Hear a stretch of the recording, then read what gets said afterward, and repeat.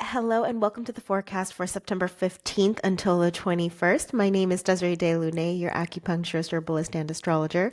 We are in eclipse window, eclipse season.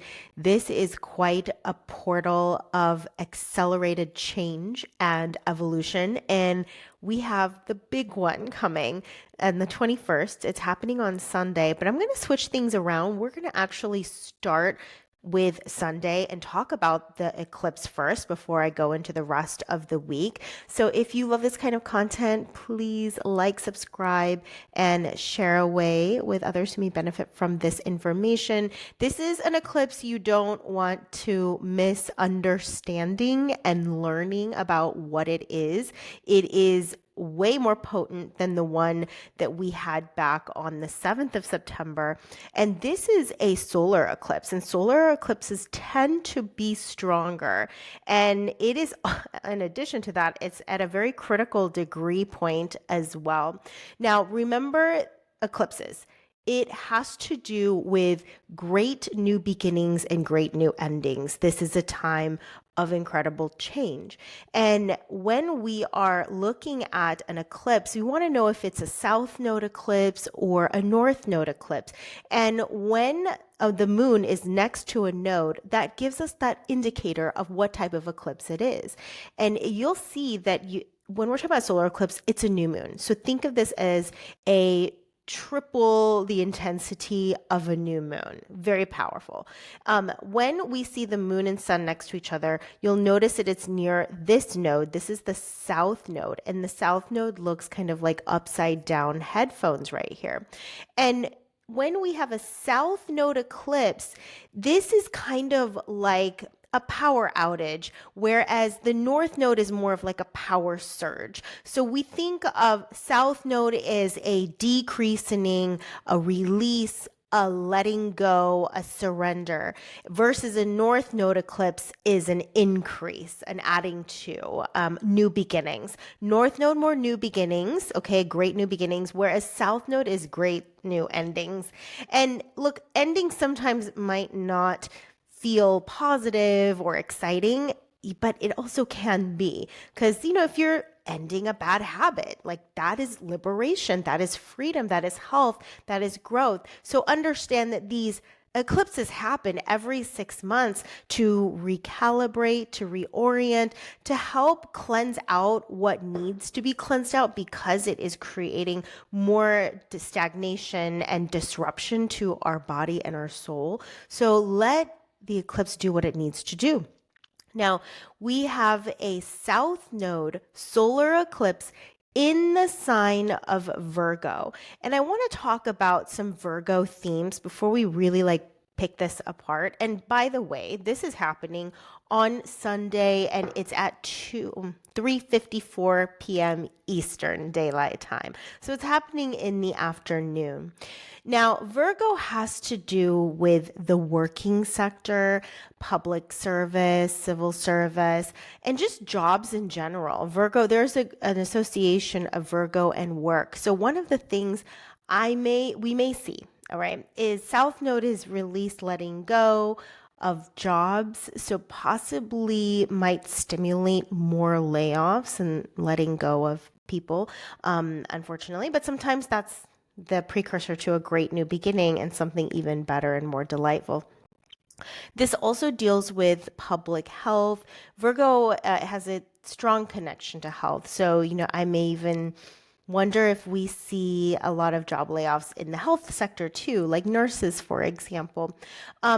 Now, Virgo also is about systemization, organization, really planning, very detailed, orderly, efficient. Also, technology is connected to Virgo too, because this is ruled by Mercury, and Mercury has to do with communication systems, for example.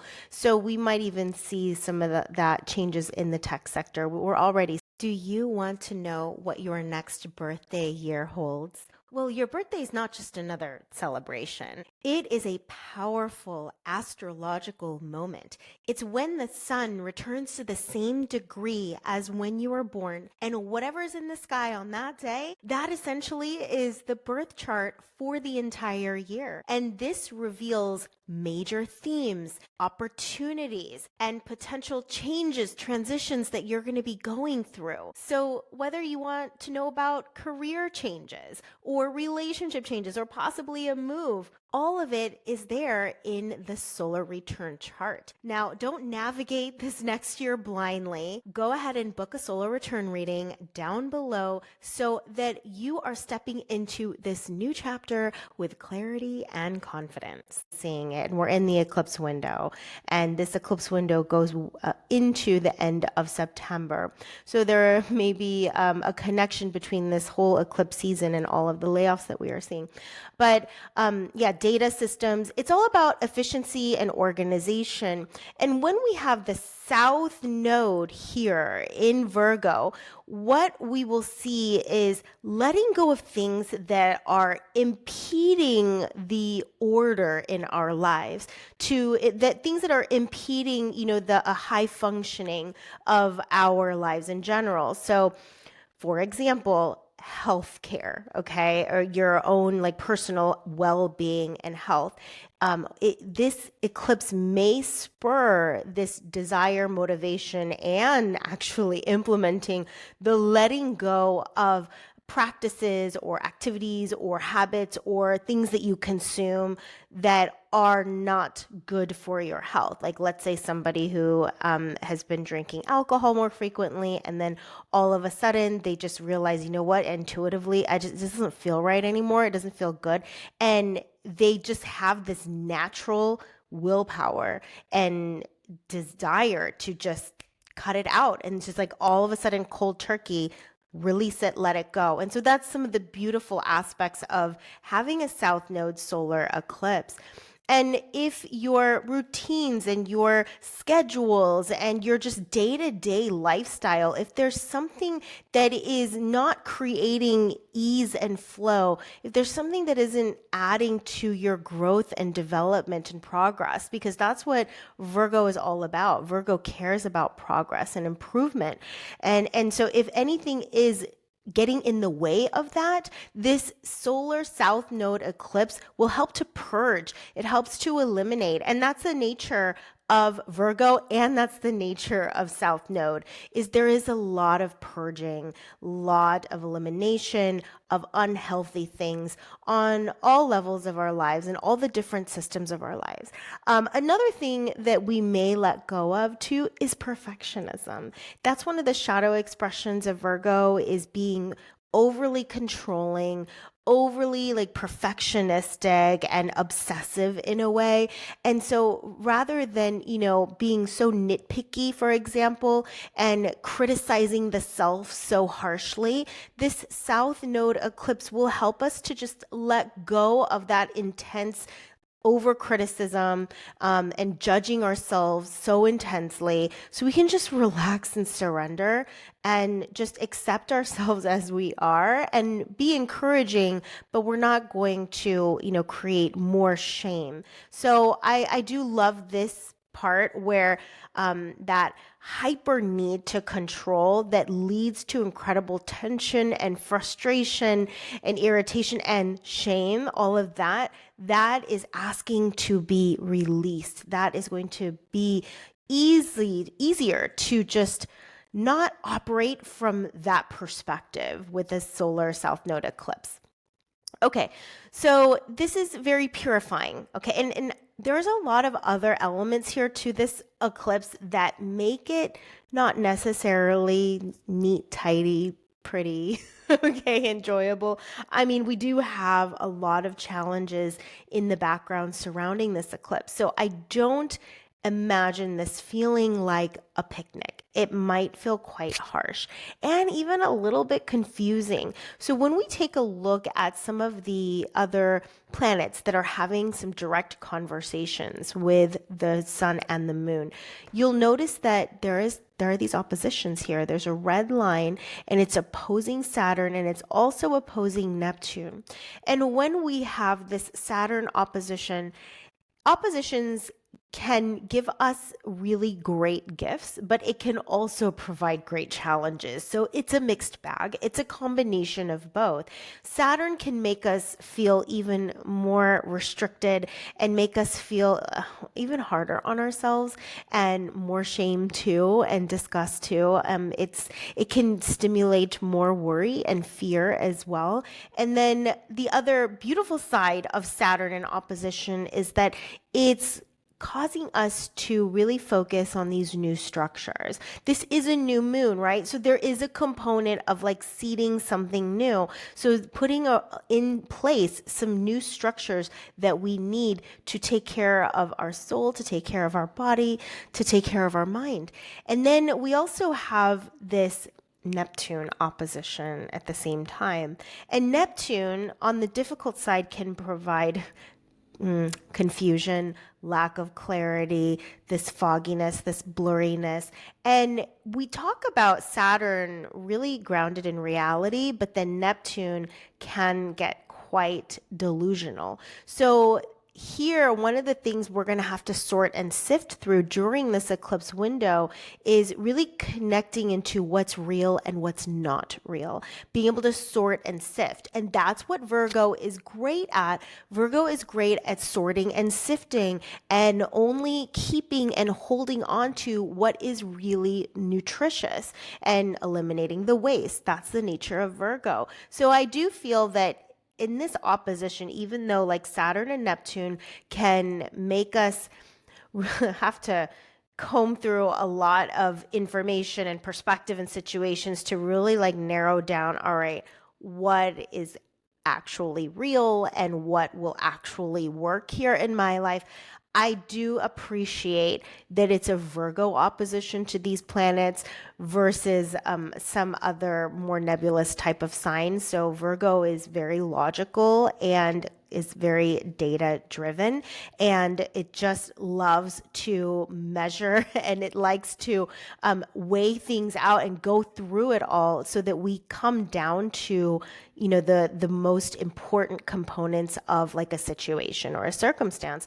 So that's going to be quite a challenge, is like, okay, is this what I need to do or is that what I need to do? So there could be a bit of a back and forth during this season. But do know, as we get through this eclipse window, which is until end of September, we're going to be able to sort through it all.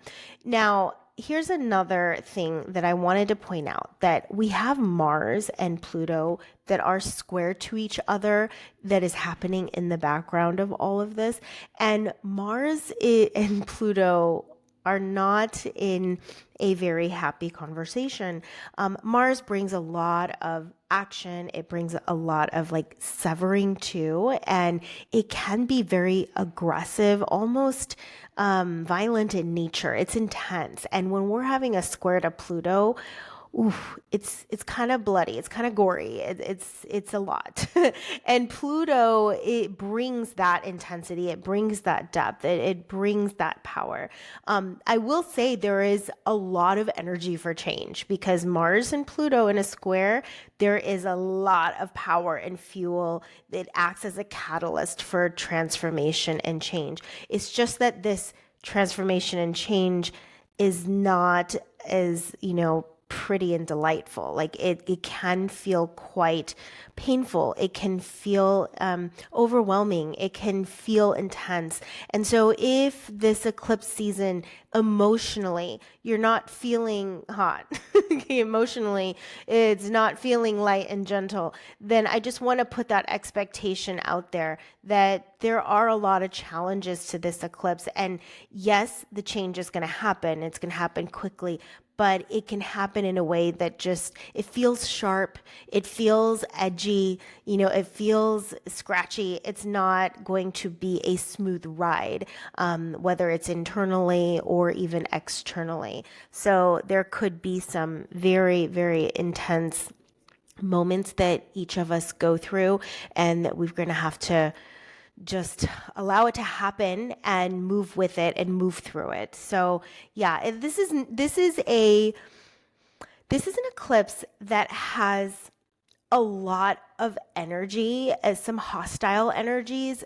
However, it is for our good and it is for our growth. But just like labor, for example, and the delivery of a baby, that is not a pleasant process. However, it does end. And once the baby has arrived, that excruciating pain period goes away. So that's what I'm saying, is I feel like there could be some discomfort and pain along the way as we are moving through the solar eclipse. When we had the lunar eclipse September 7th, it was a lot nicer. We were dealing with, gentler planets. We were dealing with the moon and Jupiter having a great conversation. There was a lot of support and optimism. And if you don't feel so hopeful and optimistic during this solar eclipse window, I understand. And that's going to be normal. It might feel like a major loss. That may be the internal subjective experience of great loss. And once we get out of it and on the other side, you will see that it was a great cleanse and it was important for your health. So it's a detox time. It's a major detox time. And I'm sure you all know that detoxing is not always the most pleasant experience when you are in process. Okay, so that's our Sunday eclipse. We're going to come back to the beginning of the week with Monday. Know that we are in Virgo season, of course. I mean, that's why we're having that eclipse in Virgo. And Virgo, I've mentioned multiple times now, that's about getting things in order, getting things more efficient, getting healthier, taking care of yourself, and eliminating things that are not going to be supportive to the system. And we still have Mercury in Virgo as well. It is combust, so it is very close to the sun. With that being said, that makes the functioning of Mercury a little bit troubled. So we can get into, excuse me, that overthinking, being overly critical, being overly nitpicky. And then on top of that, we have this Saturn opposition, not only at the eclipse, but for a lot of the week, we have this Saturn opposition here to the sun and to Mercury. And this Saturn opposition can give Mercury, which is known as our mind, those thoughts of not having belief or faith or possibility, or just seeing the negative in everything and seeing everything that's wrong as well. But on the positive side, it can give us more structure to our thinking and really using a fine-tooth comb to go through all of the details and the information so that we're extracting what's really important. So in some ways, it can support this whole Mercury combust and prop up Mercury in that way as a positive expression. But we still have this both Neptune and Saturn opposing the sun and Mercury. And this is where that theme, like I was saying during the eclipse, of okay, is this really good for me or is this not good for me? Is this true or is this not true? So that whole line between truth and what's false, or what's real and what's fake, we're seeing that a lot in AI, for example. What is actually real and what isn't?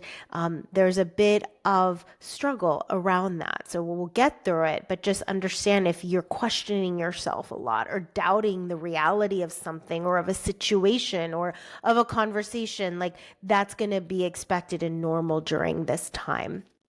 Okay, one thing I do like, though, it does have some trines. It's going to get tighter as we move through the week, but Mercury is in trine with Uranus and Mercury is in trine with Pluto, and Pluto does help us get down to the deeper truths of things. So there is that's going for Mercury. And then Uranus can bring really powerful insights and revelations too. So even though Mercury has the Saturn opposition to contend with, I am grateful that there's really great support from Uranus and Pluto going to Mercury. And here, like in Virgo, detail, detail, detail. Let's get down to the real numbers, like the true numbers here. Okay.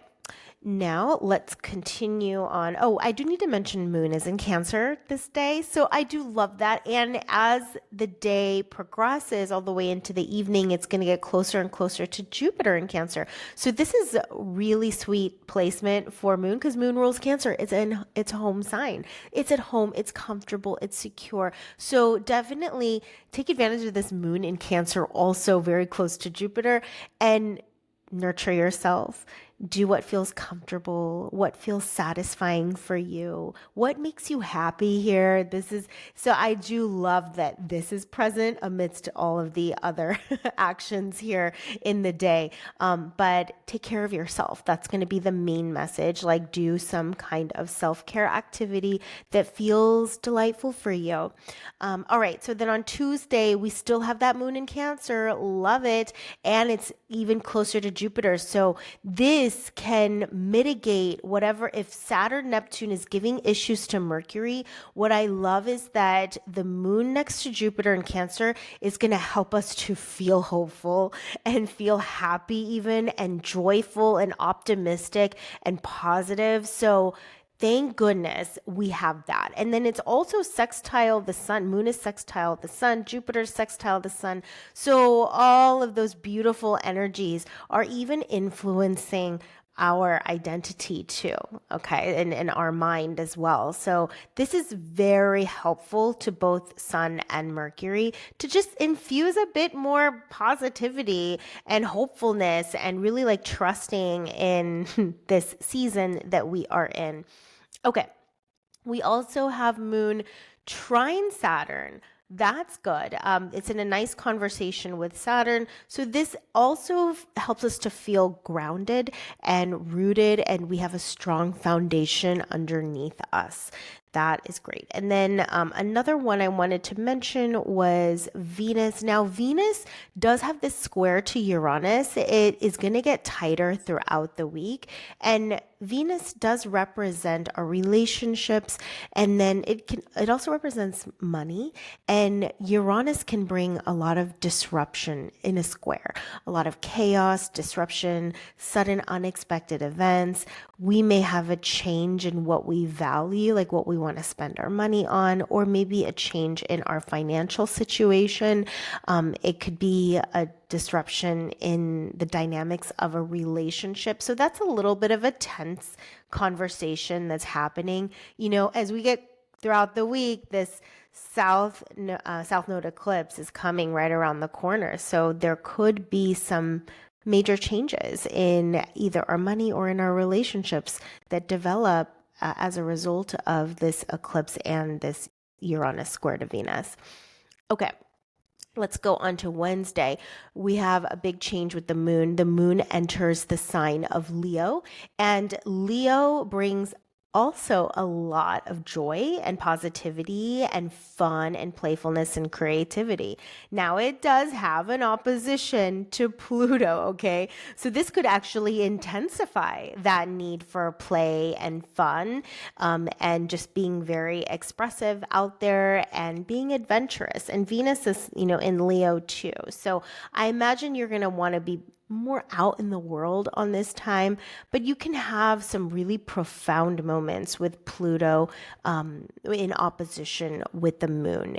Like a lot of hidden things being revealed, maybe hidden desires even that are coming to the surface, and you're just finally verbalizing that and sharing that. We still have that moon trine Saturn. I love that because it does bring that grounding. It also is trine Neptune, which stimulates a lot of creativity. I imagine on this day, you might access some beautiful creative energies here, especially with Neptune talking to the moon. Okay. Now we're going to go on to Thursday. Thursday, we have a big change. Okay, Mercury is moving into Libra, and this it's going to be here for some weeks, for a few weeks. And now, rather than Mercury being in its home sign of Virgo, but it has been combust most of the time. And Mercury in Libra is going to bring a bit more ease to the mind in this sense, because Mercury in Virgo is just very like sharp, active, like the mental processes are really strong, and that level of focus and deep work is there. Libra is a bit more relaxed and a bit more playful too, but it is very balanced, and it is wanting to have some nice conversations, not contentious conversations, but a lot of harmonious conversations, and really hear everybody's side and perspective. So it's seeking peace, it's seeking beauty, using words in a more beautiful way, maybe a little bit more poetic as well. It's a very gentle placement. Now it still has that opposition to Saturn and Neptune, and when Neptune is it's actually an exact look, 0 degrees Neptune in Aries and 0 degrees of Mercury in Libra. And this can blur sometimes, like communication. It can create some lack of clarity and not just understanding another person, for example, or somebody not understanding you, or even the thought processes just being a bit more foggy, fuzzy, blurry. So that can happen with Mercury opposite Neptune. But on the flip side, it can stimulate, again, a lot of imagination, visions, dreams, really stimulating dreams, bringing a lot of creativity to the table as well. When we go to Friday, this is when our moon finally goes into Virgo before the eclipse that happens on Sunday afternoon. So moon and Venus actually, yep, it's both. We have both moon and Venus in the sign of Virgo. And this is where the intensity really begins. And when we're talking about Venus, Venus is in fall in Virgo. This is not its favorite placement, because Virgo likes hard work, okay? It likes to serve, it likes to do things, it likes to get things done. It's super practical, responsible. It's not necessarily a fun sign. It's very serious. And, you know, I'm Virgo rising, so I know. It's very serious. It cares about taking care of responsibilities. And Venus, she is beautiful and wants to play. And this is quite opposite of her nature. So here's the thing: when it comes to relationships are probably going to get more serious here, like just the dynamics of our relationships. And hey, we're not going to go party tonight. Like, we need to clean the house. That's going to be a Venus in Virgo, and moon in Virgo too. So the moon, like, our feelings are going to want to take care of more of the mundane things that need to be taken care of, and it's just very practical. So it's not a time to play. It's a time to work, and it's time to be committed, and it's time to be serious and just buckle down and maybe do the things that aren't so fun. And so this can also stimulate that perfectionism, that overly like picky and controlling about all the details, and it's got to be just right. And if it's not, I'm just going to be so mad. And not being able to let go, not being able to relax and surrender. And so that's why we're coming up to this eclipse here on Sunday to help us to release and let go of that intensity. But yeah, here I would say starting Friday, that a lot of the gentle fun elements that I've talked about earlier in the week is going to start to slow down and start to have just, again, a more serious tone. We do have moon also square Uranus, and also Venus square Uranus. So talk about like this disruption, sudden unexpected events, or sudden unexpected change in your mood. So this might feel a little bit destabilizing on Friday, as we have this tight square to the moon and to Venus. And Venus is not happy here either. Okay, so on Saturday, we are getting much closer to the eclipse window here, And there isn't too much other than Moon being in Virgo. It doesn't have any major aspects. Moon is going to be very Virgo. Like it's not talking to any other planet. It looks like maybe this red line, but it's the eclipses. It's the nodes. But Moon is on its own and fully Virgo. So Saturday, oh gosh, it's gonna be like let's clear the clutter, let's do the dishes, let's do some admin work. Like this is all business. Moon in Virgo is all business.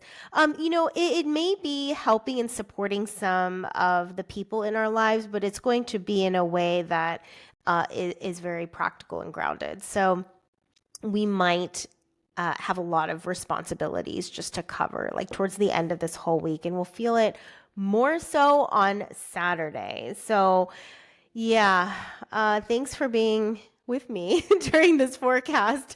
And do let me know what area of your chart is this Virgo eclipse happening? What house number is it over? Because that's going to give us a lot of insight into what area of your life is going to go through a major purge.